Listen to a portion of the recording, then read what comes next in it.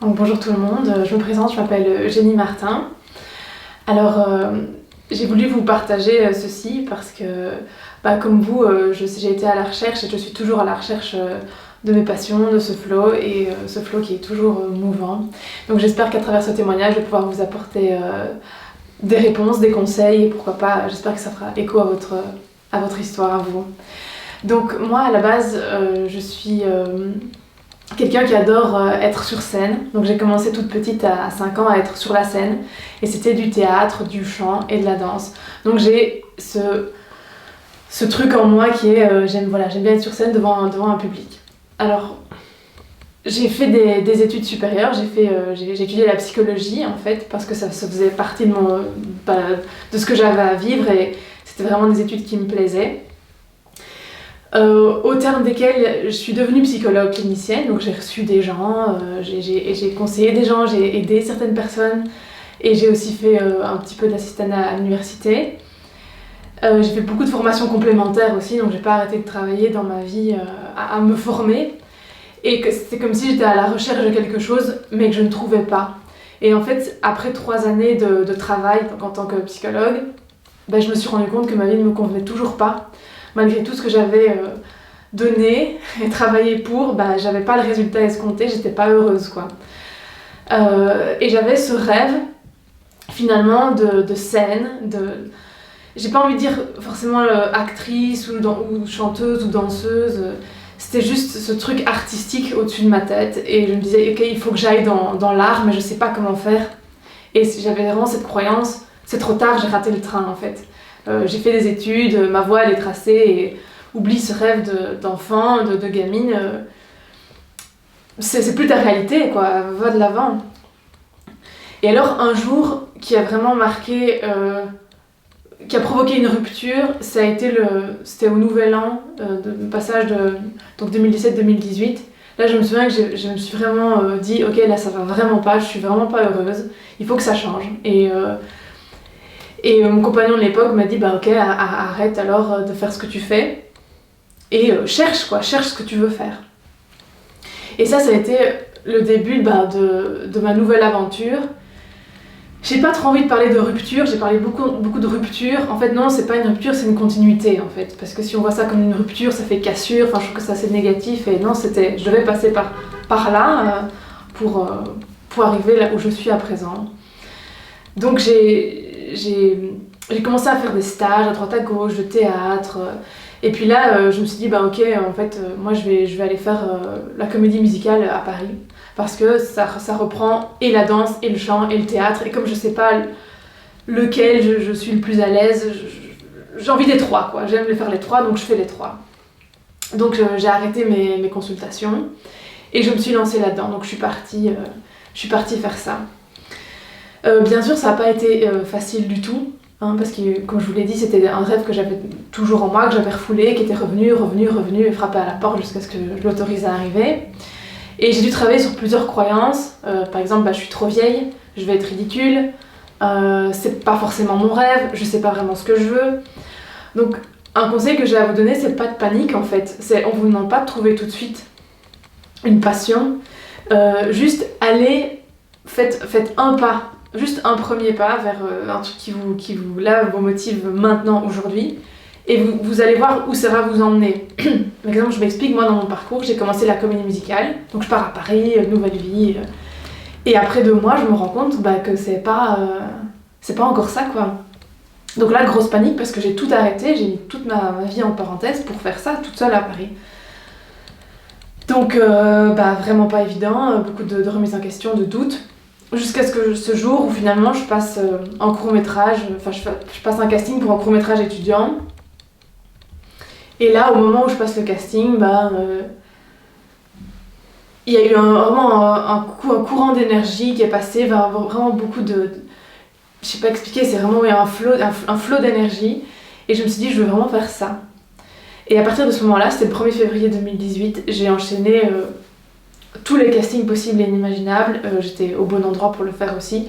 Et donc à partir de là, j'ai tourné dans 15 projets. Enfin j'étais prise pour 17, mais il y en a 15 qui sont réalisés, parce que c'est un peu les aléas aussi du métier, tout ne se fait pas.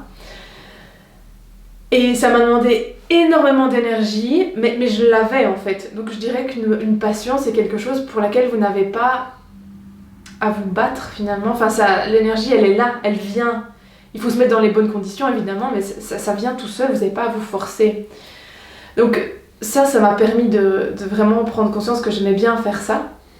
Tourner, être sur un plateau avec une équipe aussi, parce que finalement, acteur, on n'est jamais seul hein, sur un plateau, il y a plein de gens autour de vous, il y a le réalisateur, il y a celui qui a écrit l'histoire, il y a celui qui prend le son, les lumières, et finalement on se sent comme une petite famille l'espace de quelques jours sur un tournage, et ça c'est ça qui est très chouette. Je dirais que les moins bons moments pour moi, c'est les moments de casting, parce que ça c'est des moments terriblement stressants, que moi j'arrive pas encore à vivre comme je voudrais vivre, quoi, de manière sereine, et c'est toujours une épreuve, une mise à nu, un état de vulnérabilité extrême, et c'est super dur, quoi. Donc heureusement j'ai la chance d'avoir mon compagnon qui me soutient énormément, et sans lui ce serait très très très difficile de continuer ce métier. Bon, là je m'égare un petit peu. Je dirais que oui, quand vous êtes au bon endroit, votre cerveau il arrête de fonctionner et de vous poser tout le temps plein de questions. Enfin, à un moment donné, vous êtes dans votre activité et durant toute l'activité, vous êtes dedans et il n'y a plus rien qui compte autour. Pour moi, ça c'est un état de flow quand on est dedans, quoi. Alors ça veut pas dire que... Enfin, moi dans mon cas, ma profession maintenant d'artiste et de création, de comédienne, il y a plein de choses qui sont pas forcément agréables tout le temps, d'accord? C'est pas toujours ouais c'est génial, je vais réaliser mon rêve, je fais ce que je veux et c'est trop bien, je me touche la nouille. Pas du tout, c'est dur en fait, mais on sait pourquoi on le fait, quoi. Donc une des questions les plus importantes à se poser, c'est tiens, pourquoi est-ce qu'on fait les choses? En quoi c'est important pour moi de faire ça?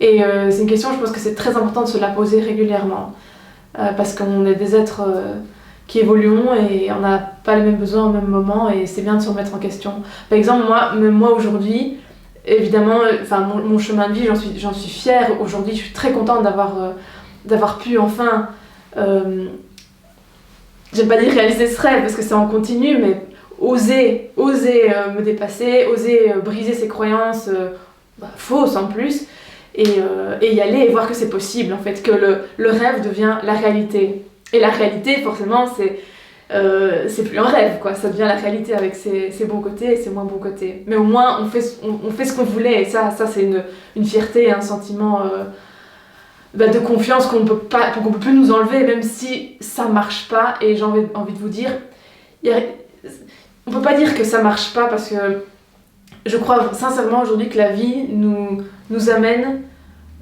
ce qu'on est prêt à recevoir, et si ça ne se fait pas, c'est que ça ne devait pas se faire. Ça veut dire que quelque chose de mieux ou de mieux adapté à vous attend, ou alors simplement que vous n'êtes pas prêt et que c'est pas le moment, et du coup il vaut mieux revenir plus tard. Moi je me souviens par exemple de mon parcours à 21 ans, j'ai voulu rentrer, me faire connaître au sein d'une agence artistique. Ça n'a pas du tout été, je m'étais pas préparée, j'y allais un peu, genre comédienne, alors en ayant plus fait beaucoup de théâtre, en plus à ce moment-là dans ma vie, évidemment j'ai pas été prise, ça n'a pas été. Par contre quand j'ai refait tous ces castings-là à 27 ans, pam, ça a marché parce que j'étais prête et que c'était le moment dans ma vie où ça pouvait arriver, tout simplement. Donc moi ce qui s'est passé, c'est que j'ai eu une année 2018-2019 très intense. J'ai beaucoup tourné, j'ai dépensé énormément d'énergie à la recherche de casting, à toujours me dépasser, à se montrer. Et en fait, là, je me rends compte que dans ma vie, j'ai aussi besoin de zones de tampons, de zones plus intimes où je peux justement plus être dans l'action, mais être dans une espèce d'état, si vous voulez, ce processus créatif, d'état interne, quoi. Donc moi ce qui marche bien, c'est vraiment aller me reconnecter à la nature, aller me promener seule, parce que quand je suis avec quelqu'un, on a tendance à parler et du coup je suis projetée vers l'autre et pas à l'intérieur de moi. Et donc c'est des moments où typiquement il y a des idées de scénarios qui me viennent, où je commence à écrire. Donc ces temps seuls dans la nature, pour moi ils sont vraiment indispensables, ou même m'étirer, revenir à mes sensations. Et c'est là, mon challenge à moi aujourd'hui, c'est de pouvoir alterner dépenses d'énergie vers le monde extérieur. Donc postuler à des castings, envoyer des candidatures, faire ma bande démo, enfin tous ces trucs vers l'extérieur et aussi avoir ces moments qui me permettent d'avoir les pieds sur terre, quoi. C'est vraiment ça, et d'avoir un ancrage, parce que c'est une énergie qui peut parfois m'emmener très très haut et j'ai besoin de redescendre dans ma vie au quotidien, quoi. Et mon corps me le fait savoir si je suis trop haut, je suis déconnectée, je me sens vidée d'énergie, donc je pense que c'est ultra important de vous écouter et de prendre des temps morts. Enfin, pas des temps morts, c'est des temps très vivants en fait, mais qui vous renourrissent, quoi. Oui.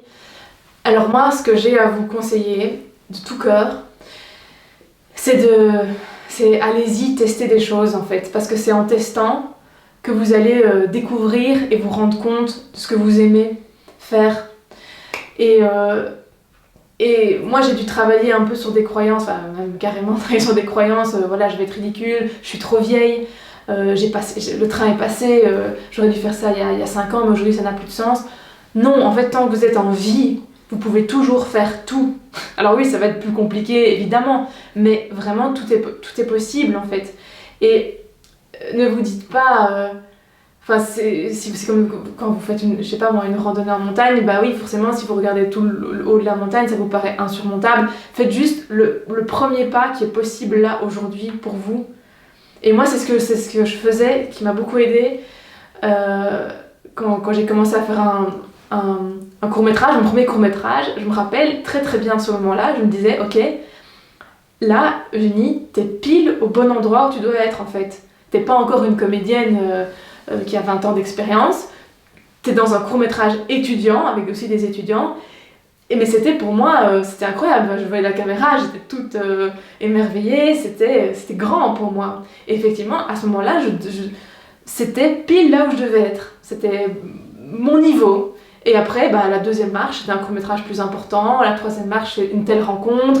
Maintenant, ça va être rechercher un agent, me faire connaître de directeur de casting. Et ça évolue avec moi.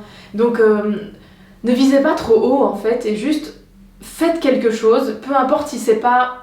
Voilà, admettons, vous allez vous dire, ok, je vais tester le dessin aujourd'hui, j'ai envie de dessiner, je vais tester ça, ça va pas avoir l'effet escompté. Peu importe, vous avez essayé, et en fait, c'est peut-être en allant à un atelier, j'en sais rien, de dessin, que vous allez rencontrer une autre personne qui va vous brancher sur autre chose, vous allez y aller, enfin, allez vers la vie, parce que la vie entraîne la vie, et les rencontres entraînent les rencontres, et c'est en bougeant que ces choses-là vont arriver. Mais si vous restez sur place, bah oui, si vous faites toujours comme vous avez toujours fait, vous allez toujours avoir la même vie.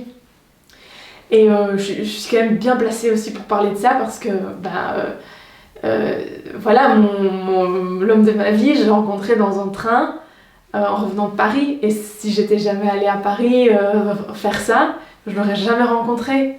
Enfin, et donc la vie entraîne la vie, c'est une belle formule, je trouve, et allez-y, ne foncez pas non plus tête baissée en voulant à tout prix des résultats.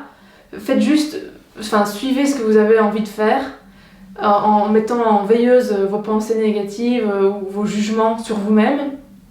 Osez le faire, et vous verrez bien. Mais vous n'avez rien à perdre, jamais, en fait, vous avez tout à gagner. Mais je vous remercie pour votre écoute et j'espère que ce témoignage pourra vous être utile d'une quelconque façon. Merci.